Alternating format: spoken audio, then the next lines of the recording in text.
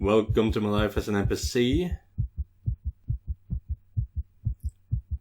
I am kind of confused because when I left off last episode, I was in Hannah's timeline right after we fought off the hideous, disgusting ghost.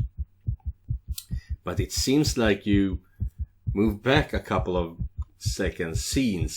frames when you go back to your save. But this is the letter. We are just about to enter Hannah's timeline, her path, see how the ghost is going to affect her, and let's see where we end up. We just sold them the house.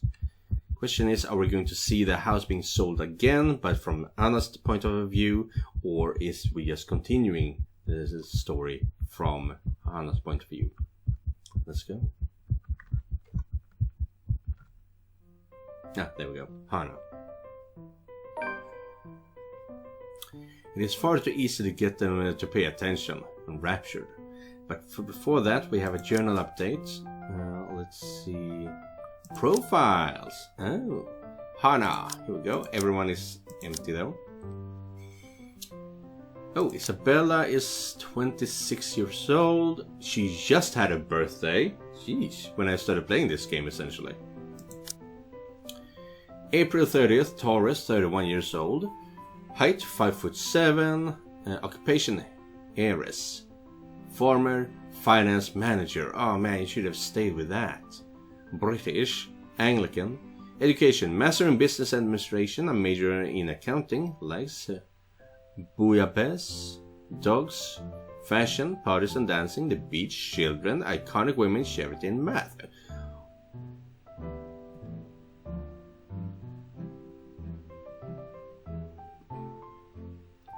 A woman who likes math. Now that's my kind of woman. Not necessarily that she likes math, I need to do math, but the fact that she has a unusual, quirky interest. And why the hell we are gonna have to find out what Luke is all about for me to understand why she would drop her job as a finance manager in order to become an heiress. Although Luke's born upper class, Hannah is used to be living a life of luxury. Absent parents made her crave for attention though, something she gained from her private tutors and nannies instead. It was never enough, however. She studied hard in order to make her parents proud, going into business so that she could work alongside them. Oh. Absent parents, but still around. That's harsh. The challenge in her otherwise privileged life was certainly a thrill for her, at the very least. She had many students dating different men and women, but it was through work that she met Luke. It was love at first sight for her. Really? With him? Upon her parents' death, Luke proposed to her. It was the move that led to the merging of Wright Enterprise and Evan Incorporated and her subsequent retirement. The 7-year marriage is strange, but Hannah tries her best to make it work. And I really don't like this font. It's hard to read at times.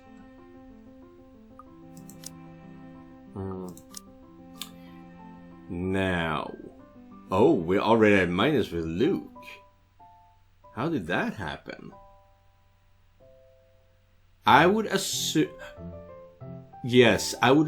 that something Isabella did changed the interaction with Luke, made Hannah respond to Luke, which made Luke like Hannah less.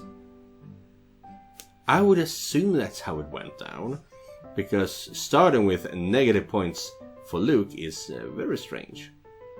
And also, this is about where Isabella's relationship with Ashton and Zachary started.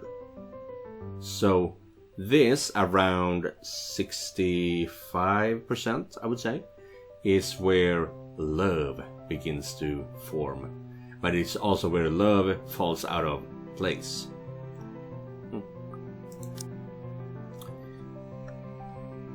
They hang on to every word and follow my every move. All of it would have been stifling had I not grown used to such stares. Most are respectful, some are hostile, if we are honest. And a few are downright inappropriate. After all, I am... Hannah Wright! That... You look exactly like the father, the priest. There's a moment of agitation as a familiar but less than welcome face approaches me with a suggestive smirk on his face. Of course, I have to keep up a benevolent smile and greet him as I greet any good friend. After all, this man can turn heads, being famous in his own right. Officer Lee! What a pleasant surprise. I didn't think you'd have the time to attend tonight's party. Officer Lee, now, let's see here. Yes. Timeline here. Jeez, yes, here we go. Where? No, here. Nope. Here. Sacristy reminds Father Norman. Is there a chance his name is Norman Lee? I do believe his name was Lee, though. So, as I said, he might be a character that shows up in everyone's timeline. That would be fun as hell. That's always fun. He is more Luke's friend than mine, really, and I am quite sure I only invited his wife. Much like I am only friends with the chief inspector because of Luke, Luke is only friends with Rochelle because of me. Unlike how I treated Lee, however, Luke never hid his animosity for the Lee matriarch. It was an odd sort of a friendship where we would have awkward double dates. I don't even recall his first name. It started with an N, I think. Norman, perhaps? I might be wrong. Aside from being Chief Inspector of Luxembourg Police, his wife Rochelle, Leanie Vance, owns a general electronics company, fridges and freezers mostly. Wow. Oh, I always have time for my favourite socialite couple. That's scary. Might I say, you look positively ravishing tonight. That's scary. The way he eyes me up is enough to make my skin crawl. Yeah, I can feel it myself. I just wish Luke is here to fend off the more unseemly of our peers. You know the ones. Men who are just a bit too friendly, staring too long at my assets, and getting close just because my husband is not here. And to think they have the gall to do this at my own party. In my house, if I might add. But like any high society woman worth her salt, I know how to handle it with grace and dignity. I suppose you are looking pleasant as well. Luke's busy with work, unfortunately. Michelle isn't here? A shame. I do hope he isn't causing you much trouble. That husband of yours can be a bit daft sometimes, acting like he's still some young bachelor. Yeah, that he does. The wife sends her regards and her apologies, but something came up with a doctor and she needed to attend to it. You know her, being pregnant and all. Huh? We make small talk. Rather, I'm forced to do so, as he would not leave my side after finding his place there. Much to my chagrin, I've been extricated from the few flock in hopes of flattering, for I can tolerate them far better than Lee. Don't know what extricated means, though. He's a nice enough person and I adore his wife, who is obviously the brains behind the two. But there is something unsettling about him. I do not trust him, as much as I want to. And there's a fly here. He regaled to me the tales of the Luxembourg Police Department, a different affair to the usual gossip I am privy to, and though I loathe to admit it, it's interesting nonetheless. I expect the topic of business to die out quickly, which would be understandable enough due to the confidential nature of his work. But, oh boy, was I wrong. So, wearing civvies, I steal and drive off with one of the police mobiles, right? In the mirror, I see the mutant chasing on foot and screaming about theft. Jeez. Wearing civvies, I would assume that means civilian clothing. The look on his face was priceless when I parked in the garage.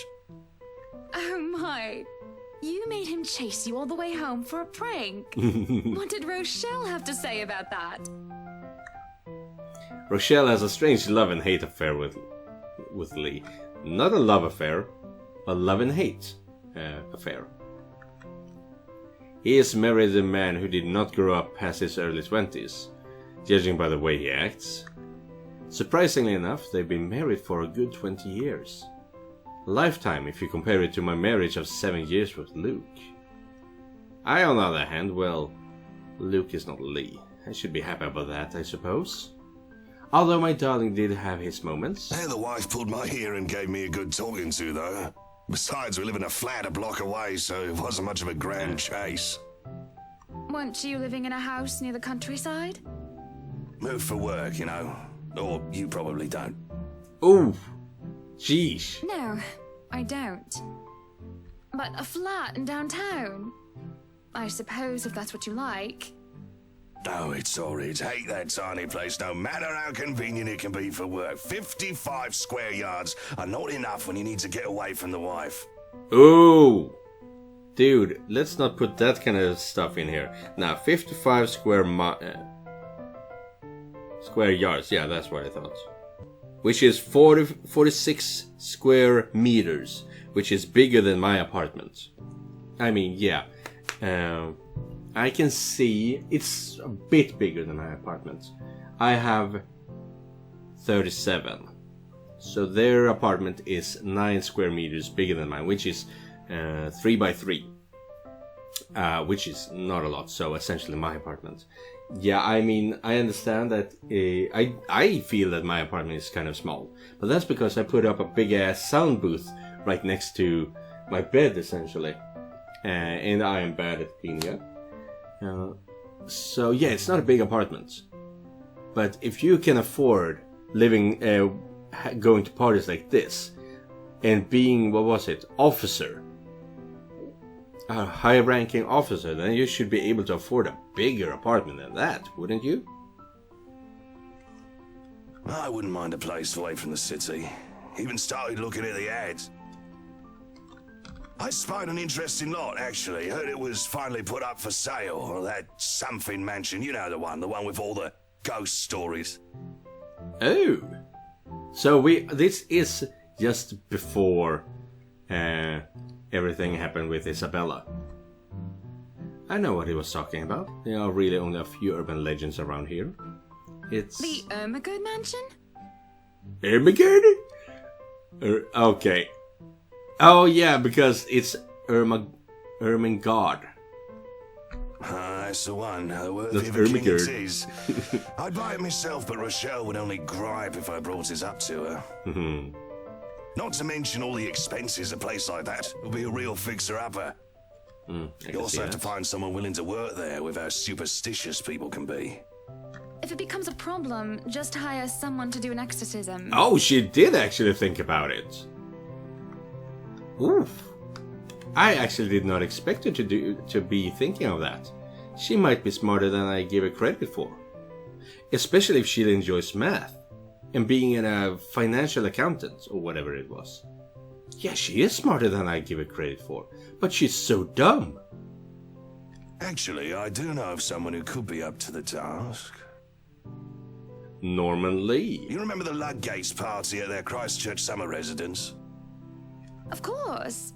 It was an excellent soiree. Soiree. Everything was so classy, too. Such good taste. Oh, that place was a pigsty until they hired out this interior designer and they turned it into a bloody palace.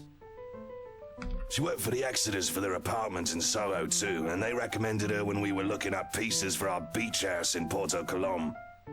I think I have a business card, right? No, I must have left it in my other jacket. Anyway, she's called, what's her name? McCullough, Marianne, I believe, yes. But truly, if anyone were to get that place in McCullough, well, they'd be the envy and the talk of the town.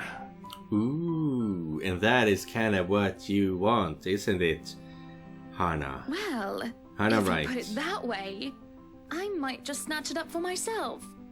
This place was starting to feel a bit small lately anyway. Sure, a 3-story penthouse might not fit the definition of small for some people. Okay, maybe a lot of people. But isn't it isn't big enough to have grand parties in. As it is, I only invited about 30 people to this one, and it already feels cramped in here. I certainly would have been nice if I didn't have to ride an elevator up and down several floors before I can get anywhere as well. All Luke's words and not mine. Besides, I have been looking for a good anniversary gift. Luke might like this one. Where is he anyway? Oh, we're just going through the motions here. And who the hell are you? Luke is dressed to the nines as he usually is, and he looks ready for whatever the day will throw at him. But what did we have here?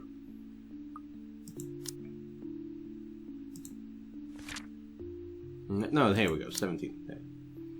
Hannah Wright threw a party in her penthouse at the cache. The city's most powerful were seen, including Chief Inspector Harvey Lee. But you just said his name probably started something with N. I made a big deal of that. Of the Luxembourg Police Department, from him the socialite heard of the Ermengard Mansion's upcoming open house and of the interior designer Marianne McCullough. His butler and valet wait at his side just in case he isn't as ready as he looks. Do they look like kids? Oh sure, that is normal.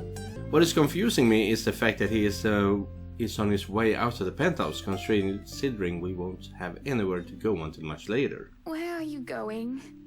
I am to attend the Triad Autumn Tasting. I do believe I informed you of this 2 weeks ago. Yes. And might I remind you that I had stricken that off your schedule? Because 1, the doctor told you to stop consuming so much alcohol. Oh. Well, when you go to a wine tasting, you need to spit out the alcohol. Not swallow it. Because you don't want to get drunk on these things. You just want to taste it. And you want to taste a lot of it. And 2, I informed you a few days ago about the open house we are going to attend in its place. I've even found this marvelous interior designer, Marianne McCullough. It's a 3.5-hour drive to Cardiff. I don't have time for this. This is like that little party you threw all over again. You don't inform me of it, and you expect me to stay and be a gracious host when I have business elsewhere. You know how I operate, Hannah. Unless this was penciled in, I am sticking to my schedule. If I may intrude, the madam is correct. Your physician did insist you moderate your drinking, unless you wish to incur acute pancreatitis. And you did have this open house penciled in last Wednesday morning. Ooh! Thank you, Johannes. Alex, I don't remember doing so. Well, you did. While very hungover, in fact. He did. Moaned about me being too loud, but gave in after some pushing. Perhaps that was a bit cruel and manipulative of me, but... Whose side are you on? Come on, Luke. You promised we'd do whatever I want this weekend. Wow, you even promised that. Gordon Bennett, fine. I am giving this house tour of yours a chance. But if it proves to be a waste of time, I am going to Cardiff, and you are going to take a cab home. Are we clear? It's just a bit of a husband and wife tit for tat, isn't it? All the couples have their arguments. This is not that. Once the honeymoon phase is over, as they seem to call it, reality sets in and that you and your partner might not always see eye to eye. Perhaps it has been the years. 7 of them is nothing to scoff at. I just cannot bloody believe I agreed to this. I was really looking forward to the triad tasting. Though sometimes I think it's something a bit more than just simple disagreements, and I have to stop myself from wondering where we went wrong. There's always the Triad Christmas tasting in Manchester next month, and that'll only be an hour and a half drive. Have I been neglectful? Have I offended? Have I acted shamefully? Yes, but Cardiff... Certainly, any problem can be discussed. As long as it doesn't turn me away. Well, there goes my good name. Are you happy now, Hannah? Woohoo! Why must he treat me this way? Yes, I am very happy, Luke. Because for once in a very long time, we are doing what I want. And Luke is very non-happy with this. Luke actually... Whoa, what? Luke like me having some balls. Okay. Having the cojones to stand up for myself. Okay. I'm ecstatic. Understood? And this would be perfect if you stop acting like a child who needs their nappy changed. We will be leaving after lunch for the Ermengard Mansion. Oh, you said it right this time. You are going to park your rear in the car and keep mum. And you are going to behave during the tour. Okay, when she goes teacher mode, she is proper. Okay. Needless to say, Luke looks a bit shocked at my little outburst. He opened and closed his mouth a few times, struggling to reply, before he crosses his arms to look like, well, a moping child. Any more rules for this little excursion of yours, Your Highness? No wine. No wine? How will I survive? Unacceptable! I am already not allowed to the tasting, and you would deprive me of that simple pleasure? If I see you take one sip today, I will put the stocks under lock and key. Do you understand me? Oh, wow. Right, she's an heiress because her parents died. Right. And he just wanted the money. Don't forget the bottles he keeps in his dresser. Johannes! Whose side are you on? How many times in one day can you ask that? As many times as I need you, traitor. Okay. Johannes is good. The ride to the mansion is quiet, with Luke having stared out the window the entire way, not paying attention to anything around him. Meanwhile, I am conflicted. I don't know if I should apologize for changing his plans like that. But by the time we arrive at the mansion and I see his eyes light up in genuine interest, apologizing is the last thing on my mind. The whole affair with the Ermengard Mansion is certainly an interesting experience. The place has been renovated and restored by the owners to what they claim to be acceptable standards. The mansion itself looks something befitting a fairy tale or a period piece. It is tastefully decorated, and with a little bit of love and attention, I'm sure it can be a place Luke and I can call home. You should dump Luke, though. And a number of other prospective buyers that have come from the powerful and wealthy of Luxburn certainly did not disappoint, marking this estate as prime property. The Lees are amongst the group who went with the Rose woman, and I saw a few others notable faces, though I did not really feel like mingling. Unfortunately for every one of them, the Wrights are interested in buying. Oh wow! It just dawned up bad blood. Oh. Yeah, because Luke is flirting with those. With Isabella. It didn't even dawn upon me that we haven't even seen Isabella sprite like this. Very different from the sprites down in the corner. I knew that, of course. But it's still thrown in my face, it feels like. What's been bugging my mind, however, is that Isabelle. What is the problem? I still don't quite understand what is happening. One moment she is scrambling to give us the paperwork to finalize the sale, then she is panicking over some sort of prank letter or another. The second thing on my mind is how touchy my darling husband is being towards the poor dear. I cannot even place a smile on my face, a horrid scowl taking its place. There is no way I can pretend nothing is wrong as I hum. And I'm sure little Lily here would certainly appreciate it if you remove your pretty hands from her, darling. No wine and no grabbing, no groping. What kind of wife are you? He is quick enough to retract his hand, which is all that the girl needs to, well, for a lack of a better word, escape. I think I need to step out for a while. I'll be back. Her partner follows, shouting after her without hesitation. There is an awkward air among us as we are left in the wake of whatever that was. Others murmur and gossip with each other, speaking of the poor daft girl and telling the tale of whoever was not audience to the act in the first place. It doesn't take long for the woman, Rose, to return and pull us aside into the study for what I rightfully assume is damage control. Oh, this is a new room. Mansion study. I like this room. Rose invites Marianne in too, hoping to apologize to her as well. But the woman refuses, saying she is not one of her clients anyway. That leaves myself, Rose and Luke. The last all too eager to make himself comfortable in a study is no doubt already claimed as his own. I can't apologize enough about what just happened. Please forgive Isabella. I like this. Even though she died in the Isabella timeline, she is not just dumped and forgotten. She does come back. She is back in business, in a sense.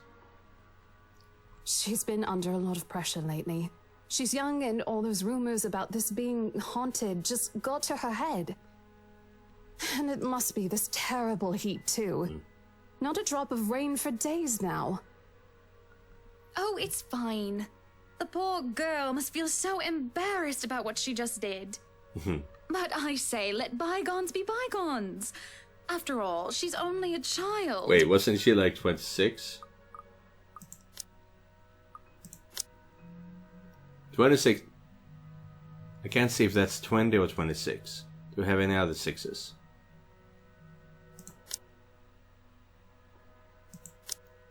We don't have any other sixes. But we have other zeros. Yeah, and that is not a zero. That's an O. But yeah, that is a 26. You're still just a child. You're just 5 years older. She looked, what, 19? I should look an accusing look after these words. After all, he tried flirting with the girl. The nerve of him. And not only that Isabella girl, but also Marianne and Rose too. What kind of a husband would think that it's even remotely a good idea to make moves on 3 different women while his wife stands there? Did he drink while I wasn't looking? She's a bit older than that. But again, I apologize. And if there's any way I can make up for what just happened, just... I know what you can do. Be a darling flower and get us one of those bottles you plan to serve. No. That I don't think that's how that works. But I really dislike how Luke is calling everyone some kind of flower. Let me see. Hannah, no. He doesn't have a pet name of a flower for her. Pop it open. We were planning on serving some champagne. I can get that. That would be lovely. Much obliged. Do you want a glass as well, Ms. Wright? Oh no, I'm fine. I forgot about that, huh? I really shouldn't be drinking right now. She did not forget about it, but she's just implying that Luke should not be drinking as well. And Luke shouldn't either. But right now I'm just too tired for any sort of argument. I don't have the heart to scold him in public as well. I am certainly not his mother. I just want to get this horrid day done with, go home and sleep. Perhaps I'll even have a strong cuppa before I head off to bed. I don't know what a cuppa is. Let's look that up. Yes, that sounds nice. When Rose comes back with the champagne, I beckon her over. As I have told her partner before, I have every intent of acquiring this house. I might as well, even if I'm having second thoughts about getting it for Luke. Ooh, yeah! Good. The moment we, the Wrights, had expressed interest in this place, we've had eyes set on us. If we don't buy it, that might as well be the signal to have busybodies gossip about how we may or may not have lost our fortune. Regardless of the fact that it is false, image is everything when dealing with these people. These are the unspoken rules for people such as ourselves. And besides, I really did like the place. Why? Everything here is absolutely wonderful. Well, except for the ugly painting in the study.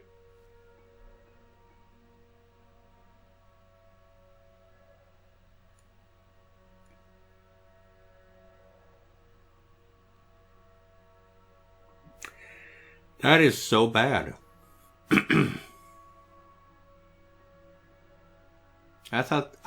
Just a few seconds ago, I literally thought this is going to be an easy episode.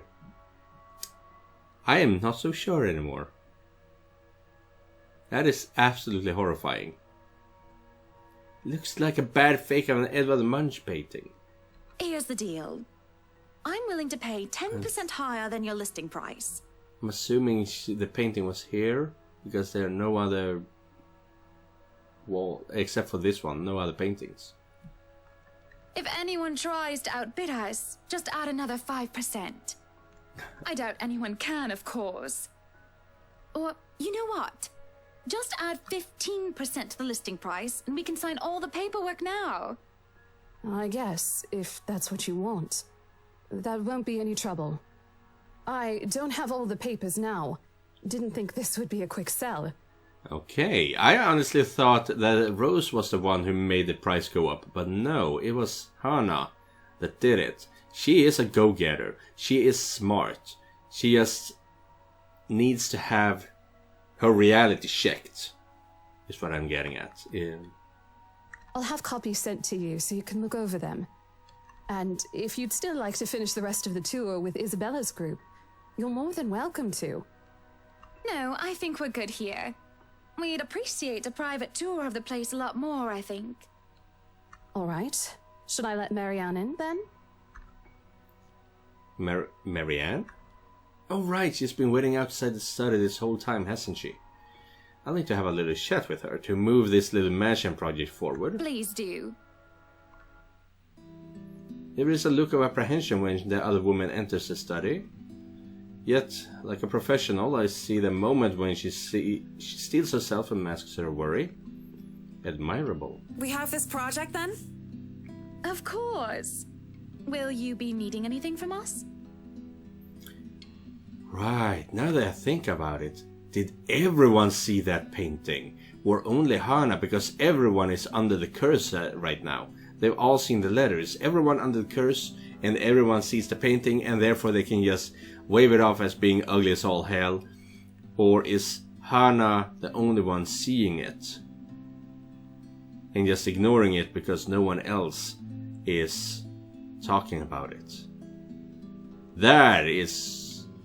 oh, that's interesting. Having the floor plans would be a great start, just so that I can look at them beforehand.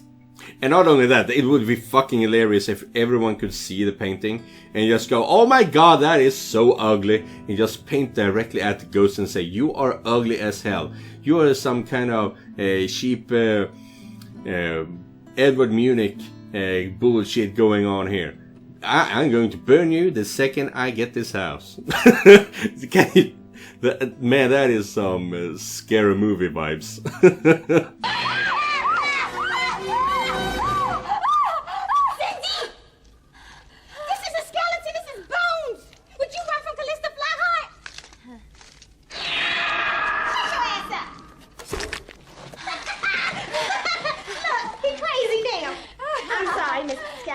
Here.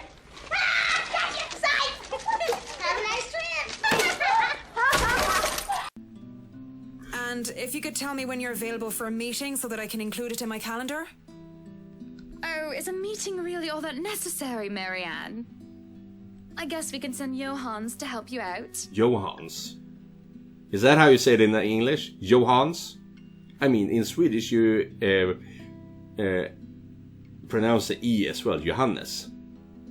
Johannes. I would say Johannes.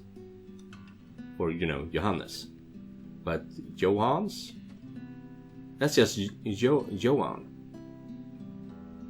Yeah. You two can start by getting rid of this ugly painting. Okay, now she's talking about it. A hush falls upon the room at my request. What painting? Yeah, here we go. And lo and behold, the painting is gone. In its place, a mirror stands, which leaves me to look at my own confused expression. Odd. Well, no matter. Back to the topic at hand. Marianne, dear, we are simply far too busy to meet up. I am so tense and terrified right now. Or perhaps, maybe I should free up my schedule. Okay, I was not paying attention. What did it say? All will no matter. Back to the topic at hand. Marianne, dear, we are simply far too busy to meet up. Or perhaps, maybe I should free up my schedule, question the need for a meeting. No, free up my schedule. We can do everything without Luke. I think this is the quickest way to dunk on Luke and dump Luke. But I guess we can free up a day to meet with you. Okay, nothing on Luke, but Marianne likes us better. That's not bad. Can't hate on that. I don't really need another Maudlin Monday reading about Maury anyway.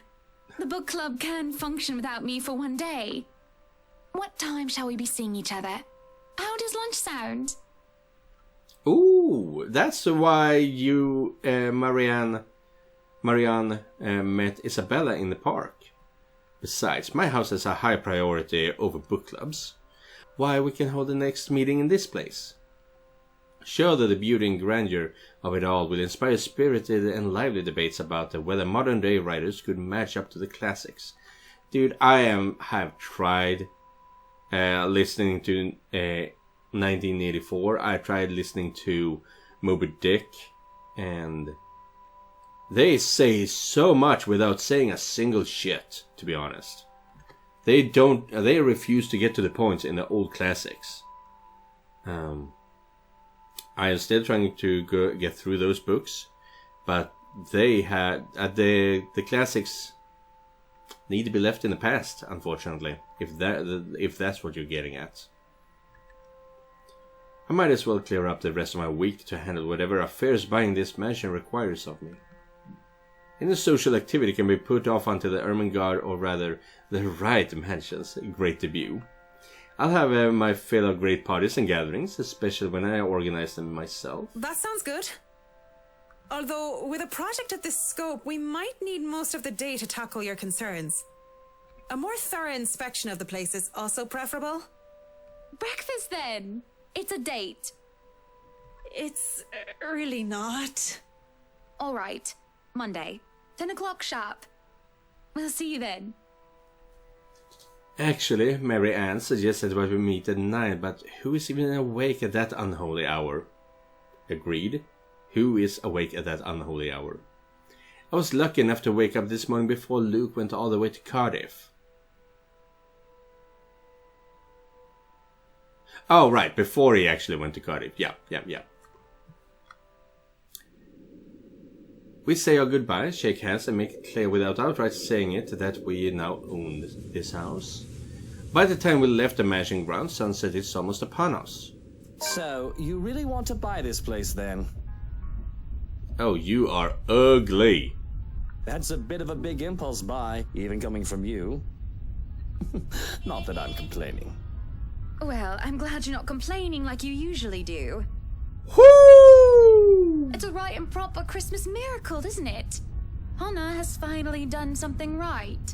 Wait, is it close to Christmas? I am not paying attention to the timeline here. October, right, October. Yeah, I've been thinking that it's close to Halloween. I refuse to look at him, staring at the passing scenery instead. Hey, Buttercup, what's with this cheek? Buttercup. Yeah, that is a flower too. Rose, lily, mint. The nerve, Luke, the nerve! Is that what this was about? 1, that woman's name was Rose. And 2, you know I don't mean a word of that empty flirting. And it's still the principle of things, Luke. I understand if you try to woo them to get what you want when it seems that I'm not looking. But I told you once before not to do it when I'm there. Luke dealt with other women in the past to get what he wanted. Sometimes I have my doubts. I really want to believe that I'm an exception, that he's not just using me like how he used those other girls. I am having a hard time believing that now. And it isn't just a shameless flirting. There's something about the Marianne woman, as if Luke is familiar with her. As much as it shames me, it makes jealousy rear its ugly head. I am, suffice to say, ticked off. Really? I forfeit my trip to Cardiff for this, and you're still not happy. Oh, trust me, Luke. I am very happy. Very happy that, for once, we are doing something that I want. Wow.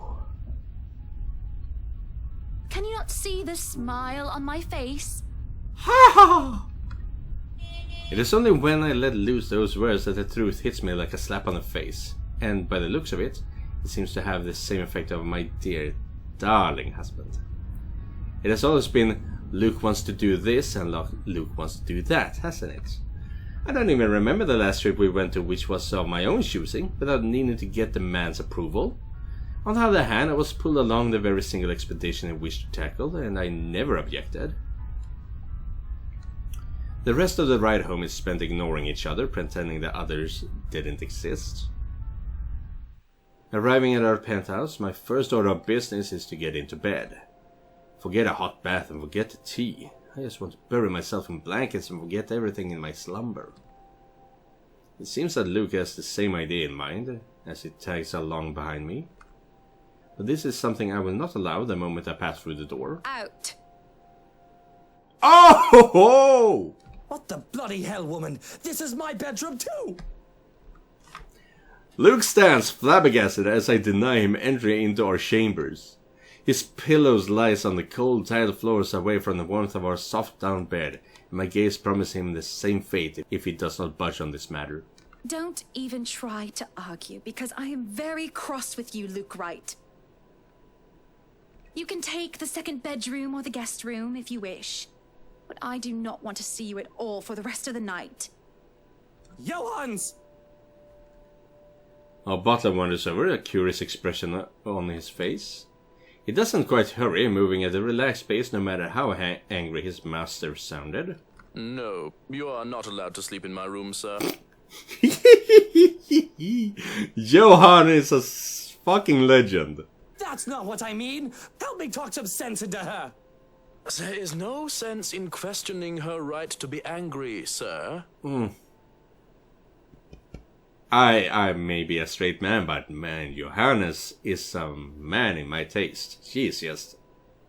So, if I might be excused, I'll go prepare the second bedroom for you. I have to keep a straight face as he stumps away in defeat. Mutiny!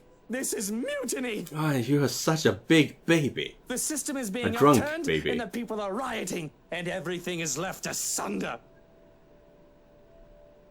It isn't every day that Luke is rendered speechless by someone he considers inferior, or to yield to another authority without an ulterior motive. His pride just won't allow it. I do keep telling the man to treat his people better. He may throw whatever fit he wants, but he will not be getting his way tonight. Victorious, I celebrate by jumping face first into our bed.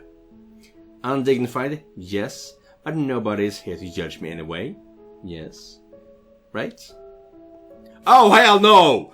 Oh, we are going to fight some ghosts here. Oh, fuck. Oh, I was having such a good time.